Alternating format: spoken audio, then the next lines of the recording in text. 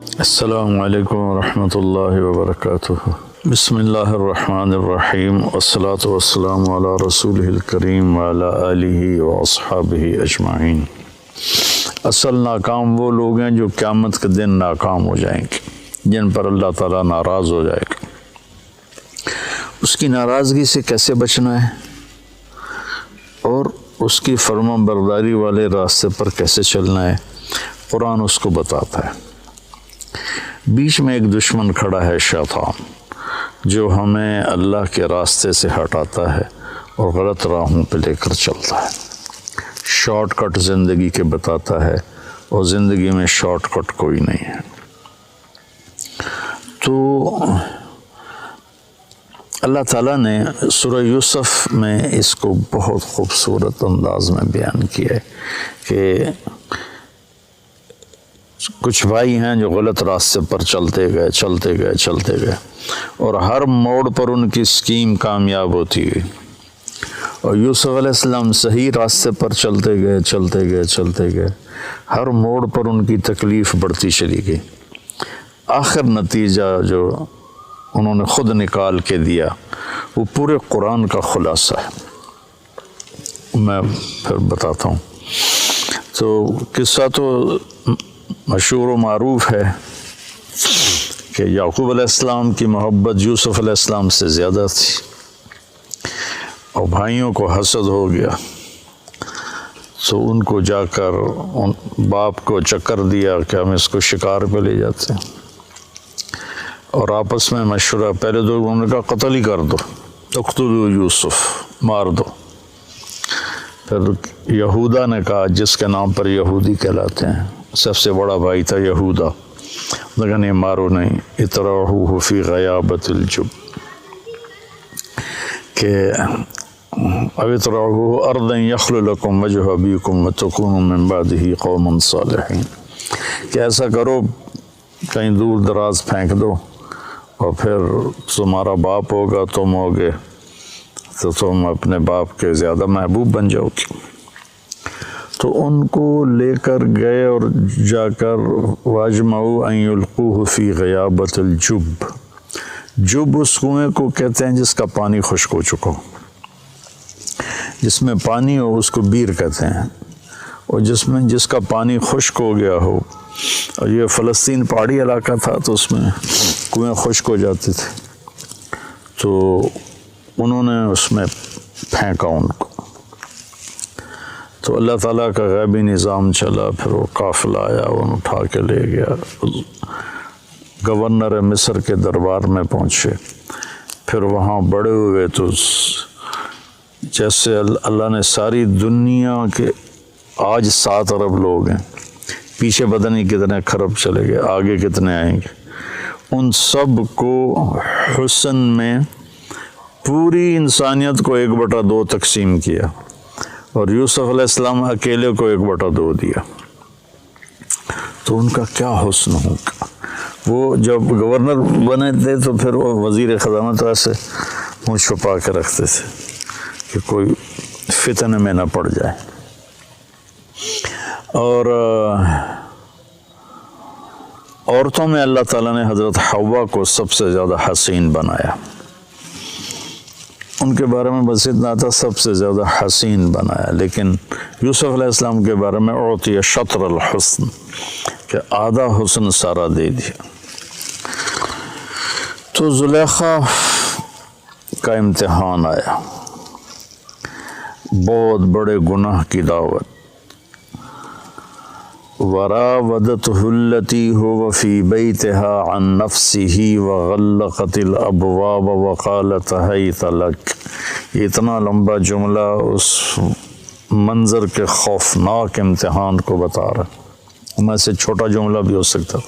تو یوسف علیہ السلام پر 2 امتحان آئے، ایک بہت بڑے گناہ کا امتحان آیا، ایک مصر کے حسن و جمال کا فتنہ، اور دوسرا بھائیوں کی طرف سے جو آزمائشیں چلیں اور ان کی مخالفانہ تدبیریں چلیں، انہوں نے اس پر جو صبر کیا۔ تو جب وہ بھائی ملے نا جب اللہ تعالیٰ نے یوسف علیہ السلام کو گورنر بنا دیا، وزیر خزانہ بنا دیا، تو بھائی آئے، وجاء اخوة یوسف فدخلوا علیہ فعرفهم وهم له منکرون، کہ بھائی یوسف علیہ السلام نے تو پہچان لیا میرے بھائی آ گئے، چونکہ یوسف علیہ السلام اس طرح بیٹھتے تھے، یہ پورا نقاب اوڑھتے تھے، صرف آنکھیں نظر آتی تھی۔ پھر چھوٹے سی عمر میں ان کو انہوں نے بیچا تھا، اور وہ 30-40 سال کے جوان آدمی تھے، تو ان کا خیال بھی نہیں ادھر گیا، تو انہوں نے پہچانا بھی نہیں۔ یوسف علیہ السلام نے پہچان لیا، تو کہنے لگے تمہارا دوسرا بھائی ہے کوئی؟ کا جی ہے، کہا اس کو لے کے آنا ورنہ کچھ نہیں دوں گا۔ پھر ان کو ایک بہانے سے اپنے پاس رکھ لیا۔ جب انہوں نے بنیامین کو اپنے پاس رکھ لیا تو یہودا نے کہا میں تو واپس نہیں جاؤں گا، پہلے ہم نے یوسف کو کھویا، جان بوجھ کے ہم نے شرارت کی، اب بنیامین ہماری وجہ سے تو نہیں، خود اپنی وجہ سے ایسا ہو گیا، تو جب تک میرا باپ کوئی مجھے اجازت نہیں دے گا میں ادھر ہی بیٹھا ہوں، تم جاؤ۔ تو جب بھائی گئے اور انہوں نے کہا کہ بنیامین نے چوری کر لی ہے اور مصر کے وزیر خزانہ نے روک لیا ہے، تو اس پر انہوں نے خط لکھا۔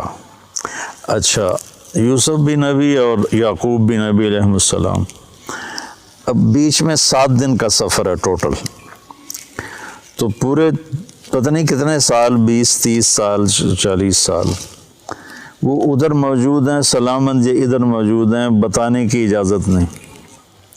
ورنہ جیسے ہی وہ وزیر بنے تھے اسی وقت وہ اپنے باپ کو پیغام بھیج دیتے کہ میں ٹھیک ٹھاک ہوں، آپ آ جائیں۔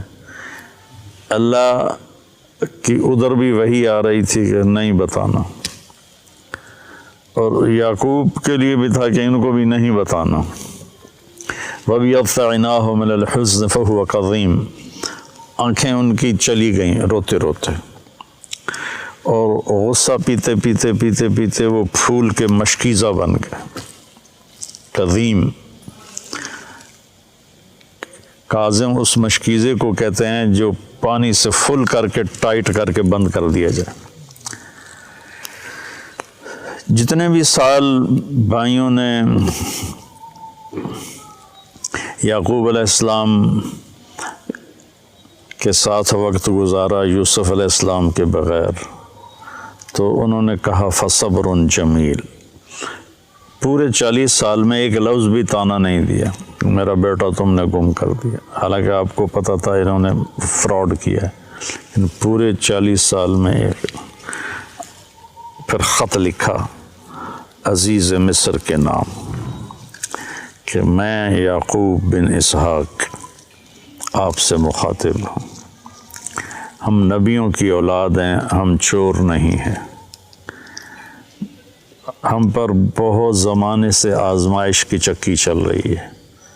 پہلے میرے چچا کو، حضرت اسماعیل کو، ان کو بھی باپ لکھا، پہلے میرے باپ کو چھری کے نیچے سے نکالا گیا، پھر میرے بیٹے کو مجھ سے جدا کیا گیا، آج 40 سال ہو گئے، مجھے اس کا کچھ پتہ نہیں ہے، تو نے اس کے بھائی کو روک لیا، وہ میرے غم کی تسلی تھا، مہربانی کرو میرا بھائی واپس کر دو، میرا بیٹا واپس کر دو۔ یہ خط جب یوسف علیہ السلام نے پڑھا تو ان کا دل بھی بھر آیا اور آنکھیں بھی، تو اللہ کی طرف سے اجازت ہو گئی کہ بتا دو، اور اوپر سے بھائی بھی پہنچ گئے۔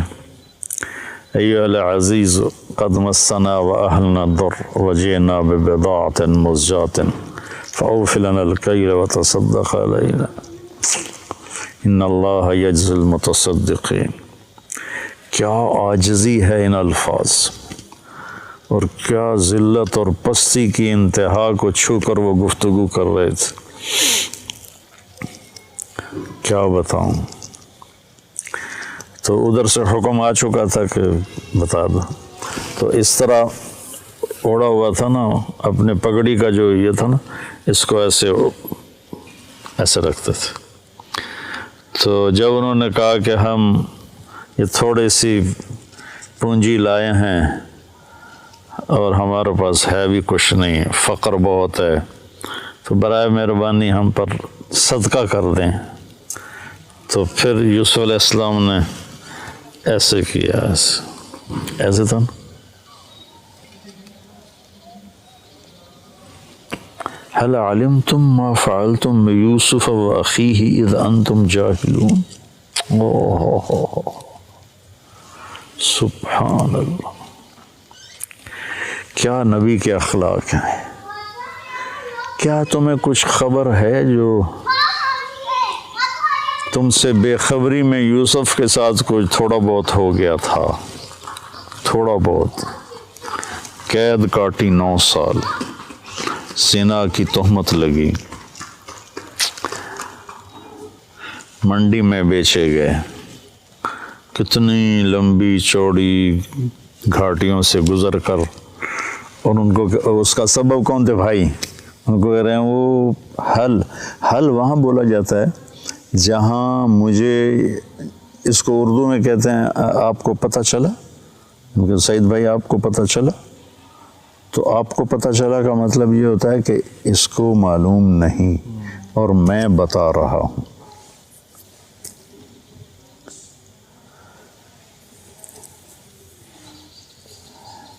یہ جہاں زیب کا بیٹا فوت ہوا تھا عبداللہ، تو میں آیا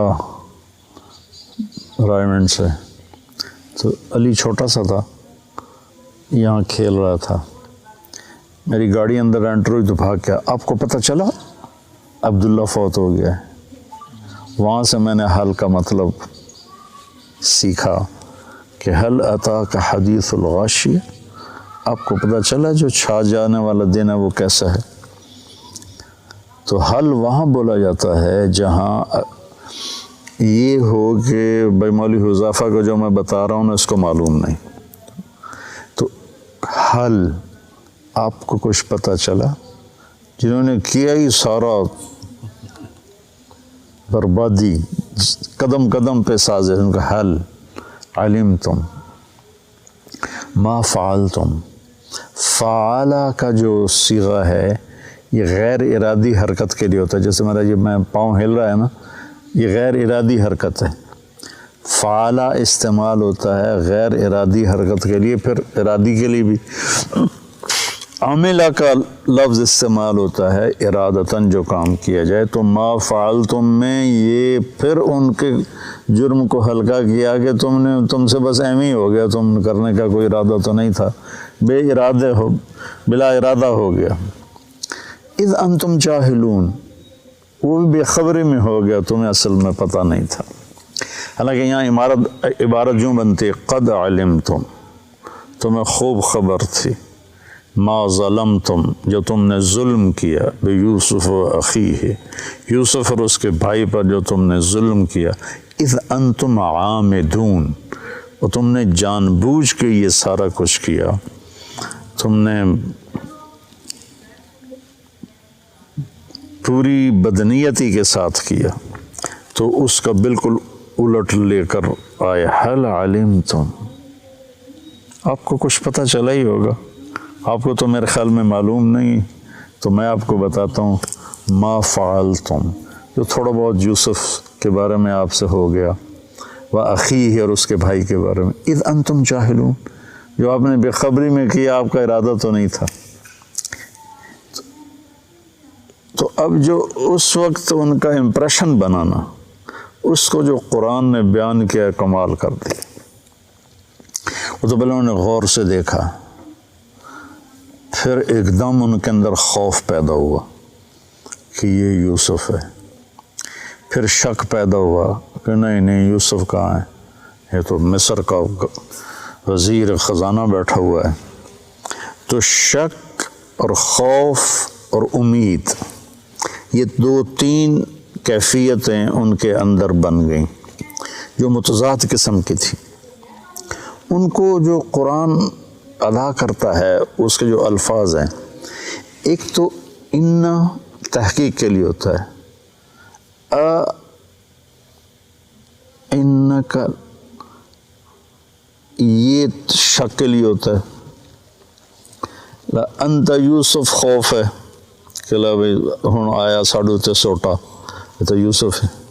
تو میں اس ایکسپریشن کو اپنے انداز میں جو سمجھو میں اس کو بیان کیا کرتا ہوں. اِنَّكَ لَأَنْتَ یوسف، اِنَّكَ لَأَنْتَ یوسف.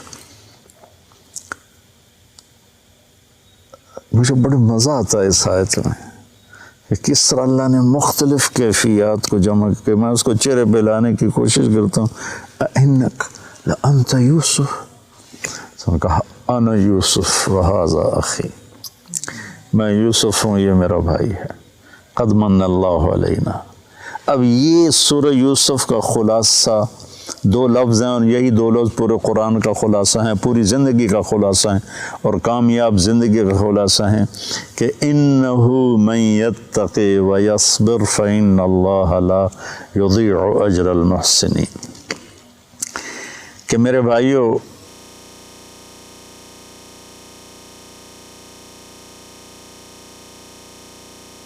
ہوتا وہ کامیاب ہوتا ہے.